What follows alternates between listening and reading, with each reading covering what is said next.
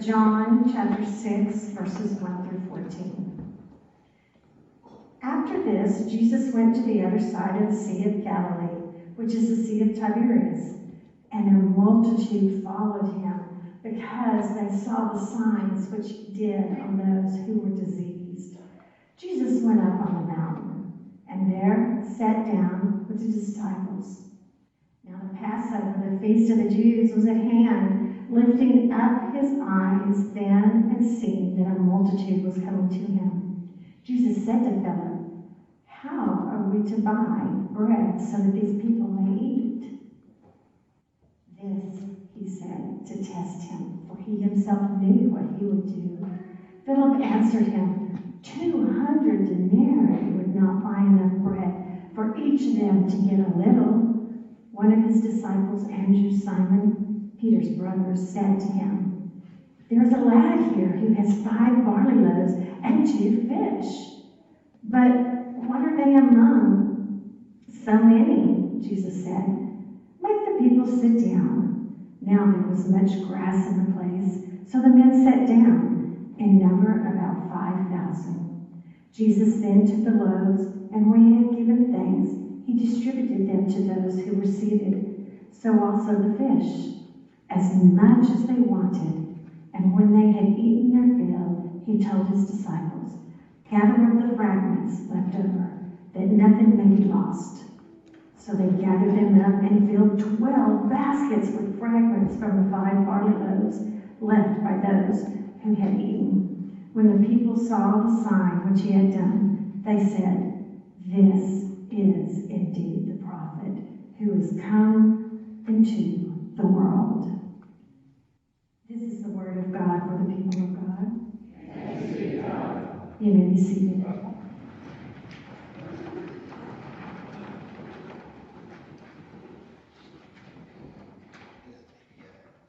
Here is a story that is in not just one culture, but is in many cultures. It has made its way around the world, and it looks a little different depending on who is telling it and where it is being told. I like the story that comes out of France for this particular way of telling it. And as such, the story unfolds that there is a soldier, and that soldier is coming home from the Napoleonic Wars. And as he is coming home from these wars, he goes throughout the countryside, and as he goes throughout the countryside from town to town, he sees a spirit of brokenness everywhere that he looks. There are people that are worried not just from their last meal, but worried about this meal, and certainly unsure about their next meal. There are people who find themselves withdrawing and concerned and rationing everything that they have. Into that midst comes this soldier. And this soldier comes into town, and he has little on the back of his cart that he is pulling, really, but just a metal pot in a box. And as he pulls out this metal pot in the middle of the town square, there is a well nearby. And there are curious onlookers.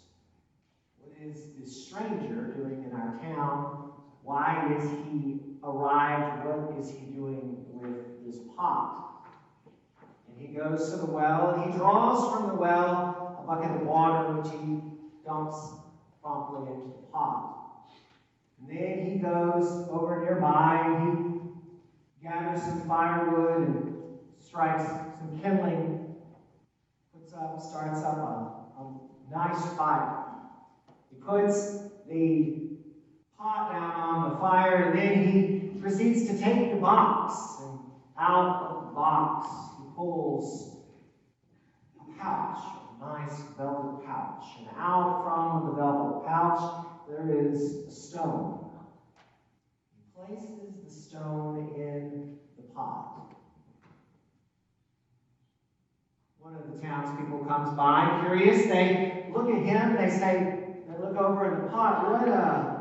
What are you doing? He says, well, I'm making stone soup. It's delicious. Well, it doesn't really look like much, just some stone and some water. And he says, I suppose a bit of flour would thicken it up a bit. That would kind of add a little bit of thickness to it. And he says, well, hold on, let me go get a cup of flour. And he runs off, and he gets that flour and comes back and dumps it in. And then an older woman comes by and she says, what are you making? He says, stone soup. She says, well, it doesn't look like too much. And he says, well, you know what would be really good?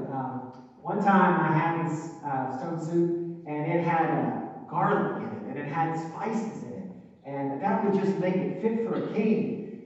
And she says, well, hold on, I've got a few cloves of garlic over in my house. And she ran and she got them, and some spices, and she put them in.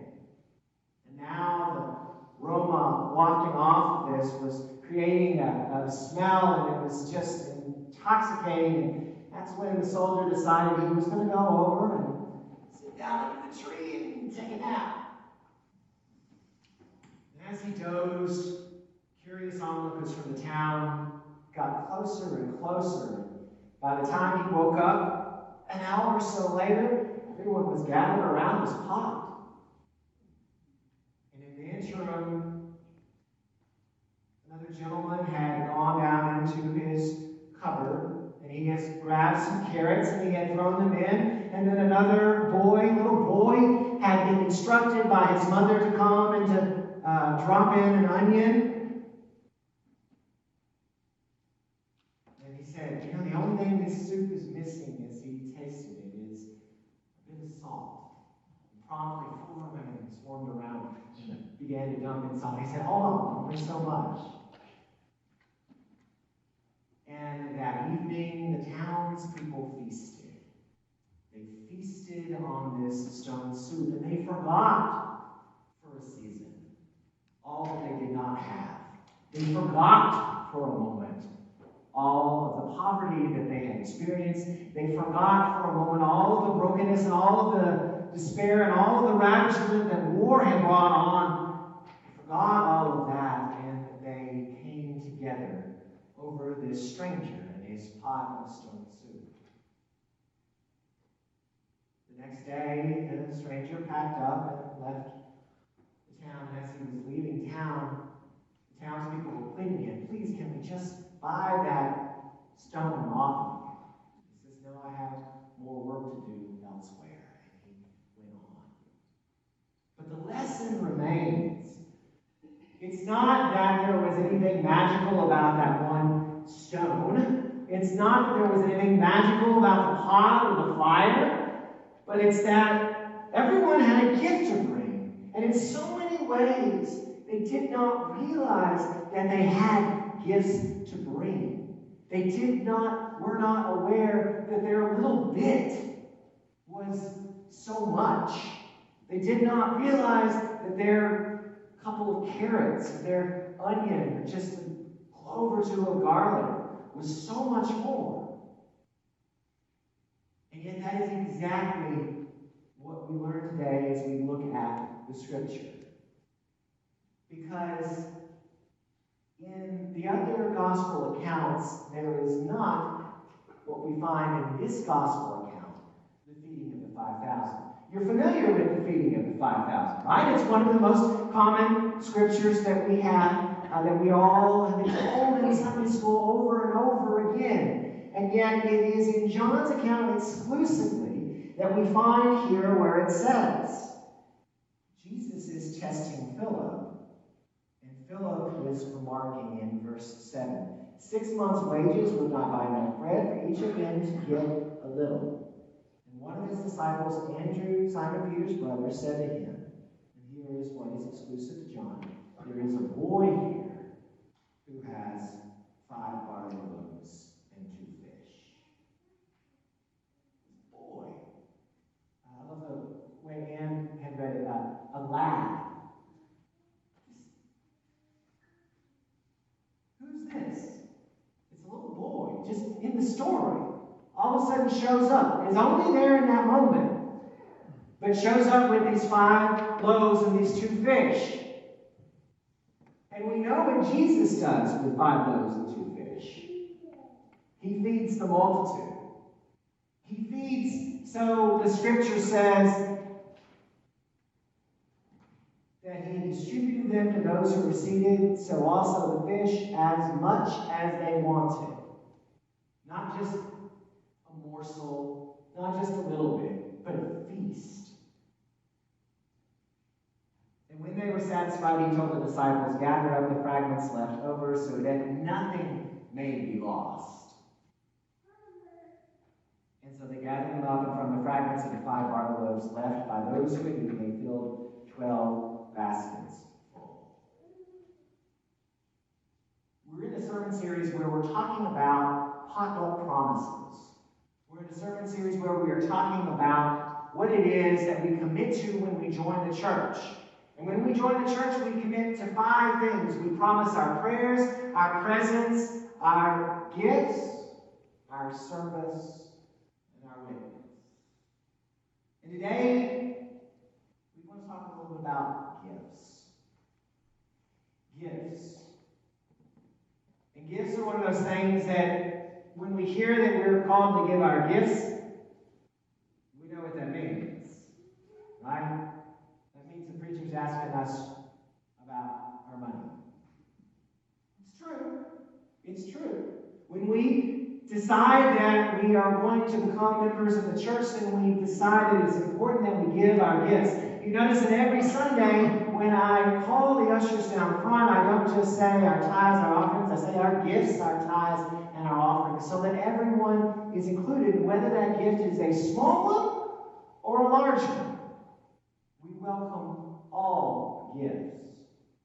But it is a commitment that we make, that we agree that we are to give a portion of what it is that we make, and we put it in that pot together.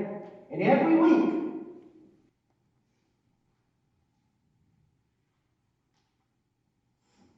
smells maybe a little different, but every week with the money that we receive, we're able to cook up and do the ministry that we need to do. Every week is vital. Every week is important. Every week you may throw a different amount of money in that pot, but every week is important because every week adds to that aroma of ministry that we can do in this community, ministry that we can do in this church, ministry that we do in this world. And those gifts are vital. Now, I could preach a sermon on tithing,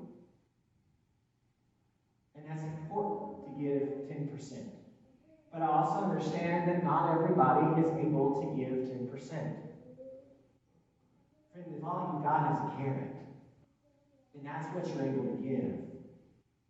And it's just a widow's mite. It's still so much. I don't want you to think that your carrot or your onion or your clove of garlic is not important. It is vital. It is what God sees and God honors. And then if next Sunday you happen to be able to put in 2 carrots or 2 onions, all the better. To move us in that trajectory so that we give out of our heart, not out of some formula or ration. See, for far too often in our lives, when we think about the gifts we have to give, we measure them out. And God says, I don't care about measurements. I care about your heart. And that boy had 5 loaves and 2 fishes. And out of what that little boy had, it was enough. It was enough.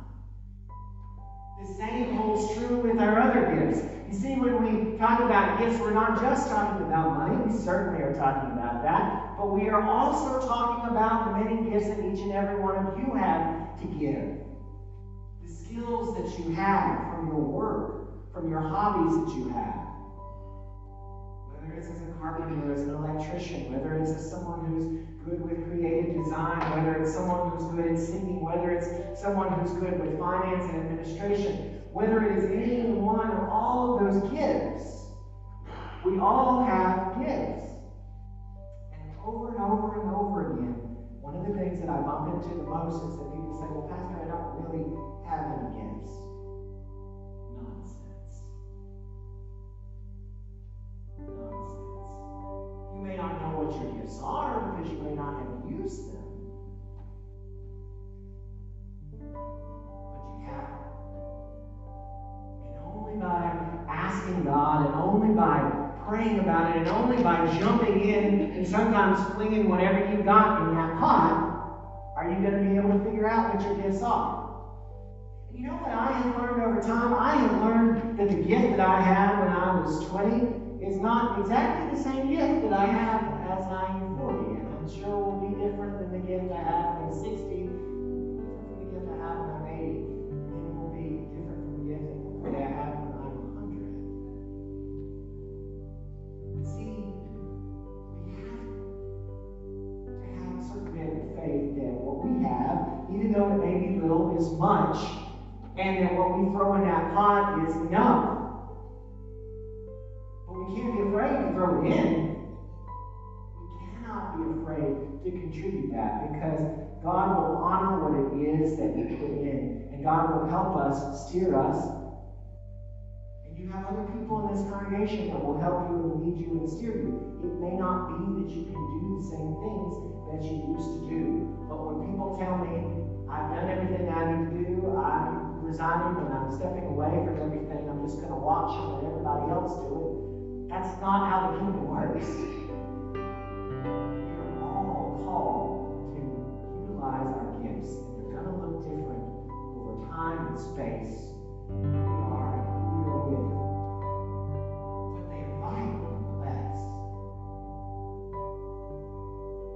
That stone soup is going to look a little different each week, but it's vital that we contribute to the pot.